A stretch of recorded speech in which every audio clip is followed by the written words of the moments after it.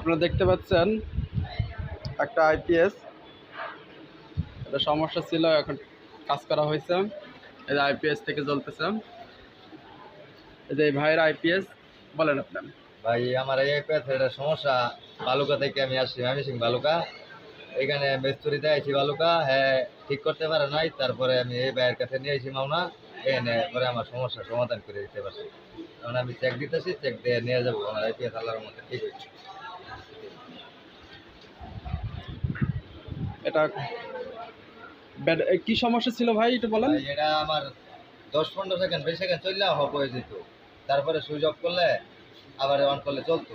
এই সমস্যা কোনো বেকারে কাজ করতে পারে নাই বালুকা। তারপরে আপনার কাছে নিয়ে এসেছি, এনে নিয়ে আসি, তারপরে সমস্যার সমাধান হয়েছে। এটাই আমার সমস্যা। দেখতে পাচ্ছেন আপনারা, এই যে আমার ব্যাটারি থেকে চালাচ্ছি, এখন ব্যাটারি থেকে যে বাতি জ্বলতেছে, প্রায় 5 মিনিট হয়ে গেছে জ্বলতেছে, এখন কোনো সমস্যা হয় নাই, আল্লাহর রহমতে ঠিক হয়ে গেছে। আপনাদের এরকম কোনো সমস্যা থাকলে ইনশাল্লাহ পাঠিয়ে দেবেন, আমরা কাজ করে দেবো। গাজীপুর মাওনা কিতাবালি 3 তলায় মদিনা ইলেকট্রনিক্স, যে হচ্ছে ইলেকট্রনিক্স পক্ষ থেকে ভিডিও।